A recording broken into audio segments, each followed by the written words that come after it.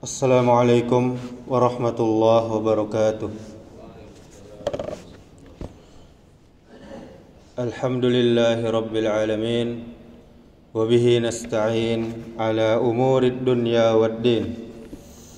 Ashhadu an la ilaha illallah wahdahu la syarika lah. Wa ashhadu anna Muhammadan abduhu wa rasuluh, amma ba'du. Bapak Ibu kaum muslimin, kaum muslimat, jamaah subuh yang dirahmati Allah Subhanahu wa taala, puji dan syukur kepada Allah Subhanahu wa taala atas segala nikmat, karunia dan ampunannya kepada kita. Kemudian selawat serta salam kita mohonkan kepada Allah, semoga selalu tercurahkan kepada Nabi kita Muhammad sallallahu alaihi wasallam. Allahumma salli wa sallim wa barik ala Muhammadin wa ala alihi wa ashabihi ajma'in. Bapak Ibu kaum muslimin, kaum muslimat, jamaah subuh yang dirahmati Allah Subhanahu wa taala. Di dalam kitab kita Al-Qur'an, Allah Subhanahu wa taala telah menyifati Rasulullah sallallahu alaihi wasallam dengan banyak sifat terpuji.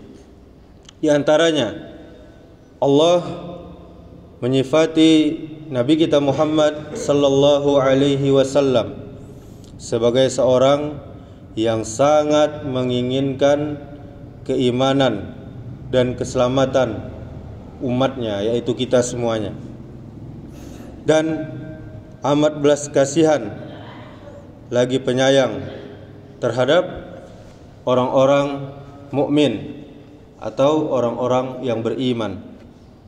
Salah satu bentuk kesempurnaan keinginan Nabi kita Muhammad sallallahu alaihi wasallam yang sangat kuat agar umatnya beriman dan selamat adalah beliau sallallahu alaihi wasallam memperingatkan kita umatnya ini dari segala sarana yang dapat menggiring kita kepada kesyirikan dan menutup seluruh celah yang bisa mengantarkan kita kepada perbuatan syirik.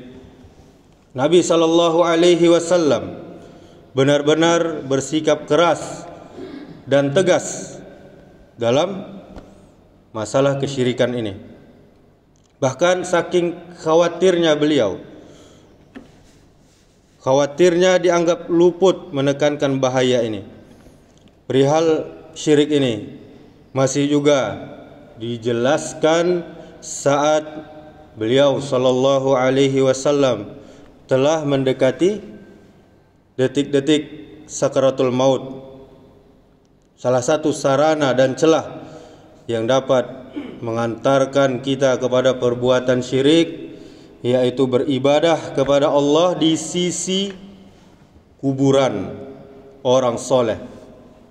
Perbuatan ini telah menjadi fenomena yang telah lama ada dan bahkan menjadi kebiasaan di sebagian besar kaum muslimin di negeri kita ini.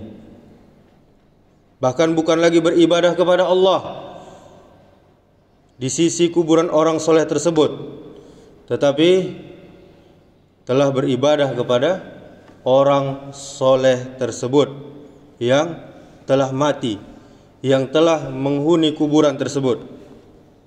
Kuburan-kuburan orang soleh atau tempat-tempat yang konon merupakan lokasi kuburan orang soleh tersebut dikunjungi beramai-ramai. Lalu mereka melakukan beragam peribadahan di sisi kuburan tersebut, seperti berdoa. Berdoanya katanya memang kepada Allah, tapi melalui perantara orang mati tersebut. Kemudian ada lagi sholat yang diada-adakan di kuburan orang soleh tersebut. kemudian membaca Al-Quran, sedangkan di rumahnya sendiri dia tidak membaca Al-Quran. Di kuburan dia membaca Al-Quran. Kemudian ada lagi tawaf, bukan hanya Ka'bah yang dia tawafi, tapi kuburan juga, dan sedekah di kuburan, dan macam-macam yang lainnya. Padahal dari hadis-hadis Rasulullah sallallahu alaihi wasallam dapat kita ketahui Rasulullah sallallahu alaihi wasallam sangat keras sikapnya terhadap orang-orang yang beribadah kepada Allah di sisi kuburan orang soleh.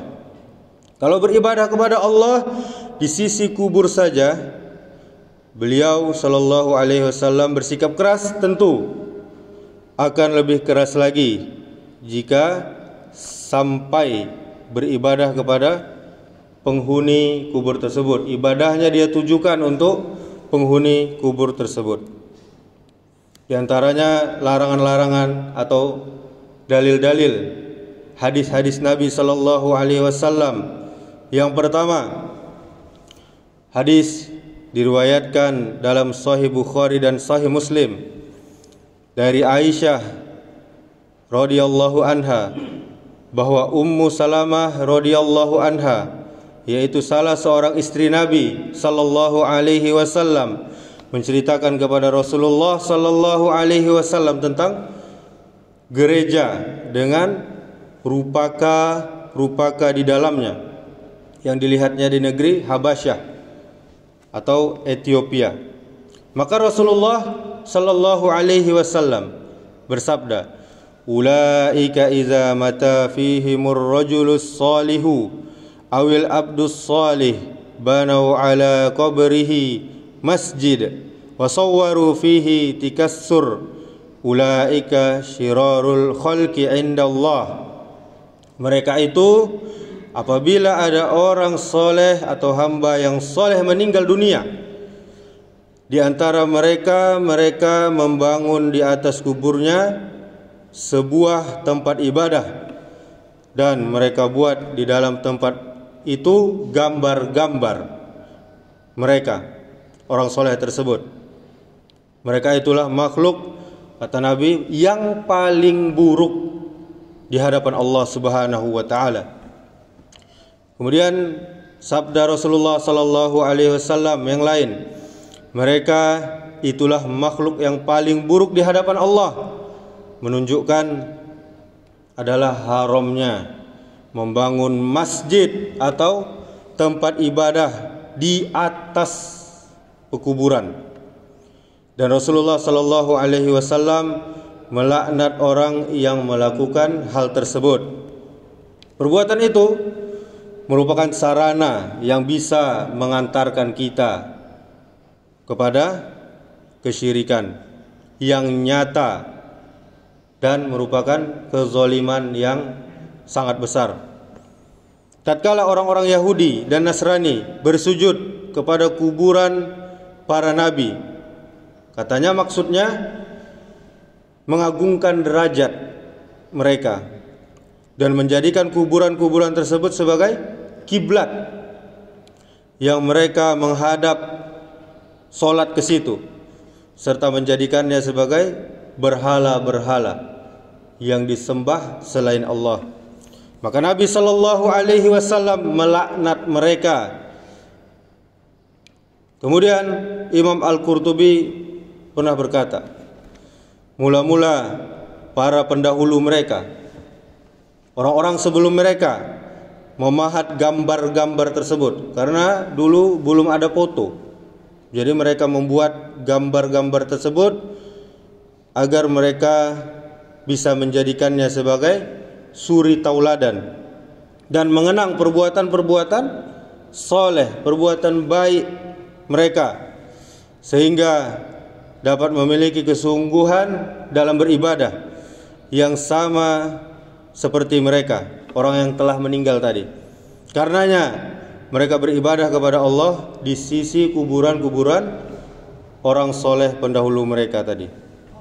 Kemudian setelah mereka meninggal, datanglah generasi yang tidak mempunyai pengetahuan, tidak pernah baraja, dan ilmunya tidak cukup tentang agama, sehingga mereka tidak mengerti maksud dari pendahulu mereka tersebut.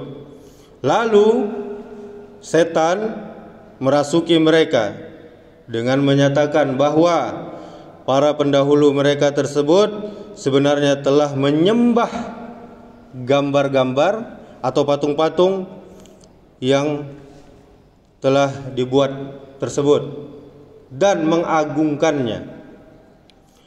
Oleh karena itu, Nabi sallallahu alaihi wasallam sangat melarang terjadinya hal tersebut untuk menutup celah-celah, jalan-jalan, segala hal yang dapat mengarah ke perbuatan tersebut.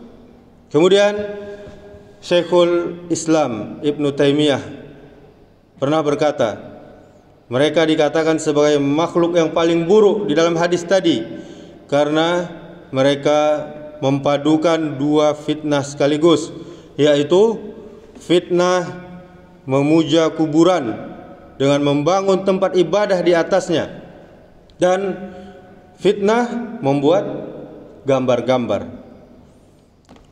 Keduanya disebut fitnah karena memalingkan manusia dari agama ini. Kemudian beliau juga mengatakan, hal inilah yang dipakai Rasulullah sallallahu alaihi wasallam sebagai alasan untuk melarang membangun masjid-masjid di atas kuburan, karena telah banyak menjerumuskan umat-umat sebelumnya baik ke dalam syirik besar maupun syirik kecil. Kemudian banyak orang yang cenderung melakukan perbuatan syirik terhadap patung orang soleh dan patung-patung yang mereka anggap bahwa itu merupakan garis-garis rajah dari bintang-bintang dan hal lain yang serupa dengan bintang. Ini terjadi karena berbuat syirik dengan menyembah kuburan orang yang diyakini kesolehannya tersebut lebih terasa di dalam jiwa daripada berbuat syirik kepada pohon atau batu. Oleh karena itu pula kita mendapatkan ahli syirik. Kenapa disebutkan ahli syirik? Karena dia rajin melakukan kesyirikan tersebut. Mereka memohon di sisi kuburan dengan khusyuk, penuh sungguh-sungguh, kadang sambil menangis, dan mereka berserah diri serta menyembahnya dengan sepenuh hati. Padahal ibadah yang seperti itu tidak pernah mereka lakukan di rumah-rumah Allah atau di masjid ataupun di waktu tengah malam, waktu-waktu tahajud. Di antara mereka ada juga yang bersujud kepada kuburan tersebut. Ketika melakukan solat dan berdoa di sisi kuburan tersebut, kebanyakan mereka mengharapkan keberkahan, katanya, berkah kiramai yang tidak pernah mereka harapkan ketika mereka berada di dalam rumah Allah atau di masjid. Lantaran perbuatan tersebut dapat menimbulkan kerusakan, maka Nabi kita Muhammad sallallahu alaihi wasallam tanpa ragu-ragu mengikis perbuatan tersebut. Sampai-sampai Nabi kita sallallahu alaihi wasallam melarang solat di pekuburan secara mutlak. Meskipun orang yang melakukannya tidak dengan maksud mengharapkan berkah tempat tersebut, sebagaimana dia mengharapkannya ketika dia solat di dalam masjid. Begitu pula Nabi kita sallallahu alaihi wasallam melarang kita, umatnya ini, melakukan solat pada waktu terbit dan tenggelamnya matahari. Kenapa? Karena yang pertama, waktu tersebut adalah akan terbit matahari atau sesudah subuh. Yang kedua adalah akan tenggelam matahari atau setelah asar. Kenapa alasannya? Karena waktu-waktu tersebut digunakan orang-orang non-muslim, orang-orang kaum musyrikin untuk menyembah matahari. Karenanya Nabi kita sallallahu alaihi wasallam melarang kita umatnya salat pada waktu-waktu tersebut, meskipun mereka tidak punya tujuan yang sama dengan kaum musyrikin tadi. Hal ini sebagai upaya dari Nabi kita sallallahu alaihi wasallam untuk menutup rapat celah-celah menuju kesyirikan tersebut. Adapun apabila seseorang melakukan salat di sisi kuburan dengan maksud untuk mendapatkan keberkahan melalui salat di sisi kuburan tersebut, maka ini jelas merupakan sikap memusuhi Allah dan memusuhi Rasulullah sallallahu alaihi wasallam, melanggar aturan agama Islam, mengada-adakan sesuatu di dalam agama yang tidak pernah Allah izinkan. Kemudian kaum muslimin telah bersepakat secara ijma' bahwa di antara perkara-perkara yang paling dasar dalam agama ini yaitu mengetahui bahwa salat di sisi kuburan adalah perkara yang dilarang, dan Nabi sallallahu alaihi wasallam melaknat orang yang memfungsikan kuburan sebagai masjid. Karena itu, di antara perbuatan yang mengada-ada atau bahasa agamanya adalah bid'ah yang paling besar dan merupakan sebab-sebab terjadinya kesyirikan adalah melakukan salat di sisi kuburan dan memfungsikan kuburan tersebut sebagai masjid, serta mendirikan masjid-masjid di atas kuburan tersebut. Nas-nas, dalil-dalil dari Al-Quran, dari Nabi sallallahu alaihi wasallam, dari hadis-hadis yang melarang hal itu dan memperingatkan pelakunya secara keras sangat-sangatlah banyak. Seluruh kelompok umat secara jelas dan terang-terangan melarang untuk mendirikan masjid-masjid di atas kuburan, karena mereka mengikuti sunnah yang jelas. Kemudian para ulama mengikuti mengikuti Imam Ahmad dan ulama yang lain, yakni pengikut Imam Malik dan Imam Syafi'i, secara terang-terangan dan jelas mengharamkan perbuatan tersebut. Kemudian hadis yang kedua dari Bukhari dan Muslim, jalurnya dari Aisyah radhiyallahu anha, bahwa dia pernah berkata, tatkala Rasulullah sallallahu alaihi wasallam hendak diambil nyawanya, hendak meninggal dunia, beliau sallallahu alaihi wasallam pun segera menutupkan kain di atas mukanya. Lalu beliau sallallahu alaihi wasallam buka lagi kain itu tatkala terasa menyesakkan nafasnya. Ketika dalam keadaan demikian, beliau bersabda, la'natullahi 'alal yahudi wan nasara ittakhadhu qubura anbiya'ihim masajid. Yang artinya, semoga laknat Allah ditimpakan kepada orang-orang Yahudi dan Nasrani. Mereka menjadikan kuburan nabi-nabi mereka sebagai tempat ibadah, yaitu masjid. Kemudian beliau sallallahu alaihi wasallam mengatakan hal itu saat mendekati kematiannya, saat sakaratul mautnya, untuk memperingatkan kita umat Islam ketika itu para sahabat dari perbuatan mereka. Siapa mereka ini? Yaitu Yahudi dan Nasrani tadi. Seandainya bukan karena peringatan Nabi sallallahu alaihi wasallam tersebut, niscaya Bapak Ibu sekalian, kuburan Nabi sallallahu alaihi wasallam akan ditampakkan. Tapi kenyataannya sekarang kuburan Nabi ditutup habis. Dan hanya saja beliau sallallahu alaihi wasallam khawatir jika kuburnya akan dijadikan tempat ibadah, makanya ditutup habis tadi. Kemudian Syekh Saleh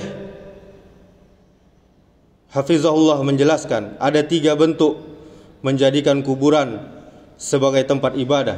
Yang pertama, menjadikan kuburan itu sebagai tempat sujudnya. Bentuk yang paling bisa dipahami, yang paling mudah dipahami dari perkataan mereka menjadikan kuburan tersebut sebagai masjid adalah menjadikan kuburan sebagai masjid, yaitu tempat melakukan solat dan sujud di atasnya. Demikian ini jelas merupakan sarana yang paling berbahaya dan paling merusak, yang mengantarkan kepada kesyirikan dan berlaku gulu. Gulu itu adalah berlebih-lebihan kepada kuburan. Kemudian yang kedua, solat ke arah kuburan. Makna menjadikan kuburan sebagai masjid dalam bentuk ini, yaitu seseorang solat di hadapan kuburan dengan menjadikannya sebagai kiblatnya.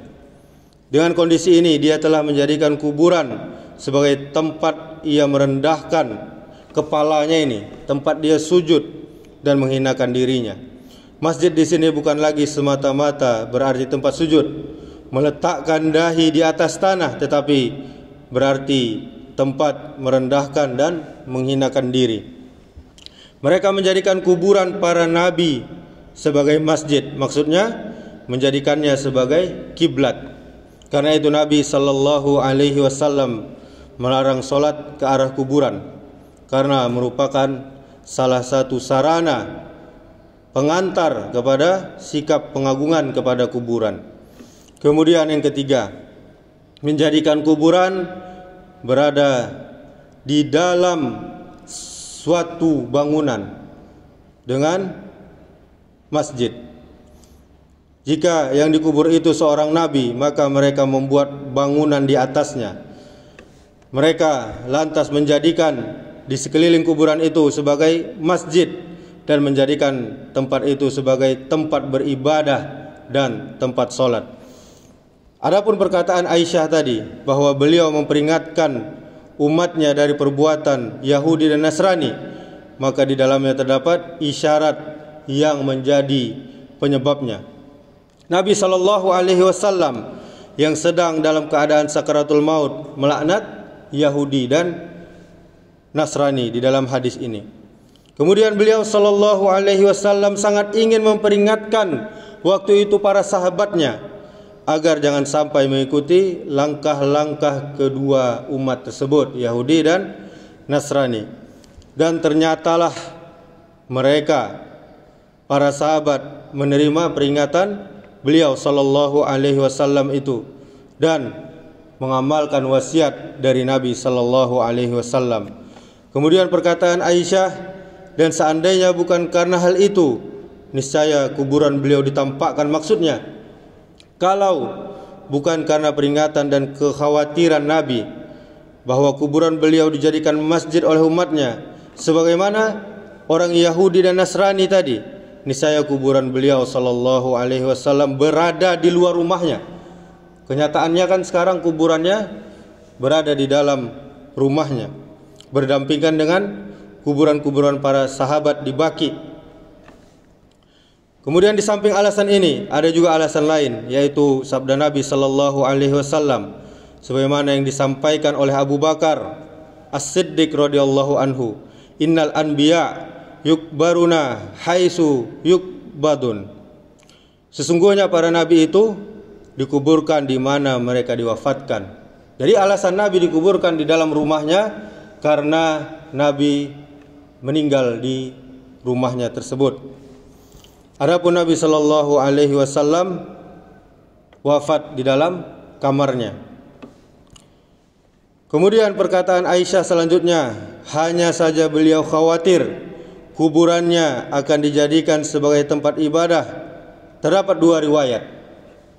Berdasarkan riwayat pertama, maka Rasulullah SAW sendirilah yang khawatir hal ini terjadi, sehingga beliau SAW memerintahkan umatnya untuk menguburkannya di tempat beliau wafat.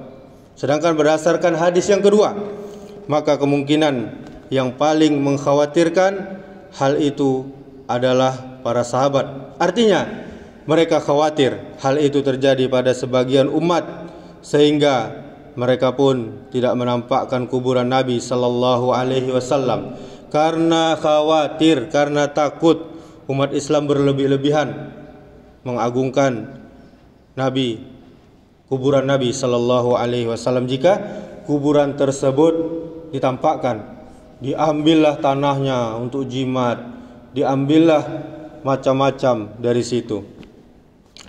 Kemudian Imam Qurtubi berkata, oleh karena itulah kaum muslimin berusaha semampu mungkin menutup jalan yang mengarah kepada pemujaan kuburan Nabi sallallahu alaihi wasallam dengan cara meninggikan dinding tanahnya dan menutup rapat-rapat pintu ke arahnya dengan menjadikan dindingnya mengitari kuburan beliau.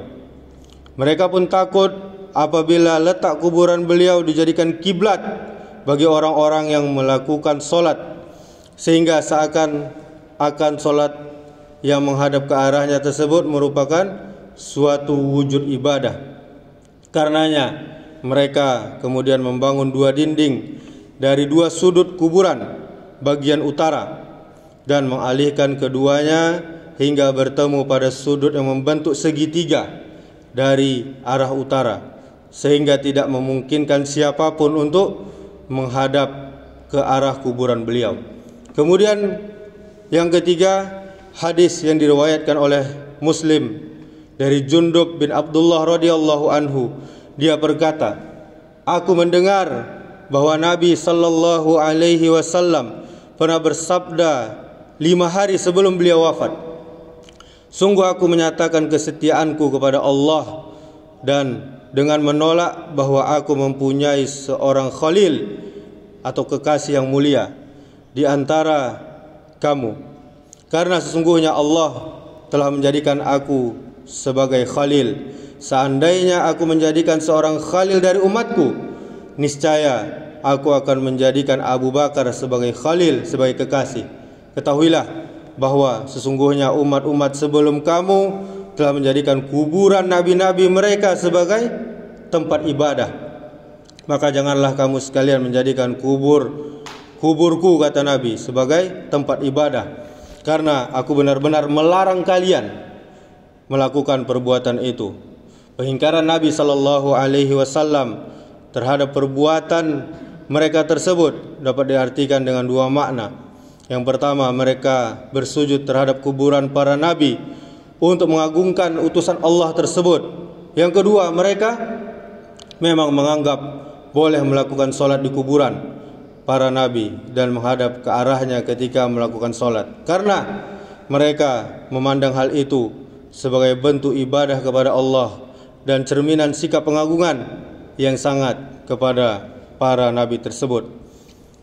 Kemudian makna pertama merupakan syirik jali, yaitu bentuk syirik yang jelas. Sedangkan makna yang kedua merupakan syirik khafi, bentuk syirik yang tersembunyi. Oleh karena itu mereka layak untuk dilaknat. Kemudian Bapak Ibu sekalian yang dirahmati Allah Subhanahu wa taala, kesimpulannya, salat di kuburan tidak boleh, baik itu salat menghadap ke arahnya atau salat di dekatnya karena menganggap berkah tempat tersebut ataupun tidak mengharapkan berkahnya. Semua itu tidak boleh. Baik di atas kuburan itu ada bangunan seperti masjid atau tidak ada bangunan di atasnya, maka solat di atasnya tetap tidak boleh. Solat di kuburan yang diperbolehkan hanya satu, yaitu solat jenazah. Kemudian lebih parah lagi jika kuburan tersebut dibangun bangunan, lalu menjadikan bangunan kuburan tersebut sebagai masjid untuk solat, untuk berdoa, untuk membaca Al-Quran dan semisalnya. Demikianlah, semoga bermanfaat, menambah ilmu iman kita. Ya Pak. Ada saya dengar kajian bahwa orang meninggal itu pendengarannya lebih tajam daripada kita ada atas dulu. Lalu Rasulullah pun ketika melewati kuburan Suhaibah, Rasulullah pernah saya sering berdoa di atas kuburan ibu saya dan saya pun sering menangis. Apakah itu termasuk syirik? Demikian, Ustaz. Jadi niat awak, Pak, niat awak mendoakan ibu atau berdoa kepada ibu? Pertama saya mendoakan ibu dan juga saya pun berbicara dengan ibu saya.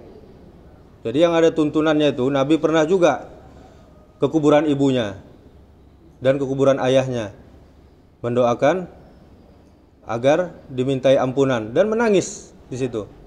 Memang ada dalilnya kan?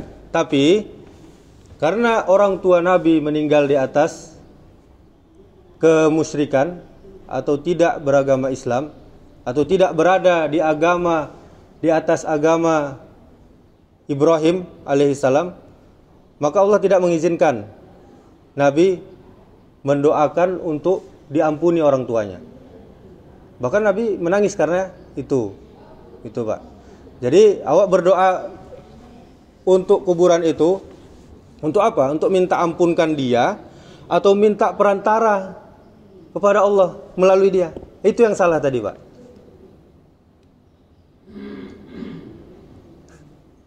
Itu yang salah tadi, Pak. Oh, minta pada Allah, tapi melalui penghuni kubur ini gitu. Iya. Mendoakan ibu boleh saja.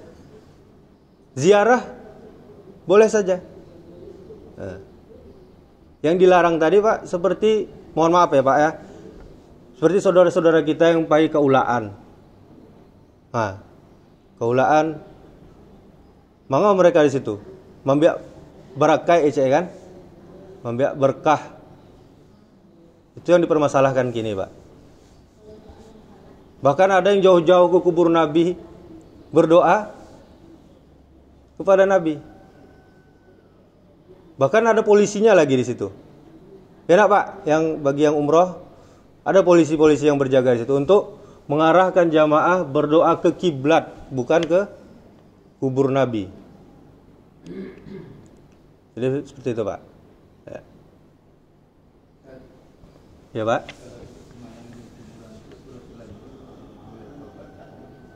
Bapak?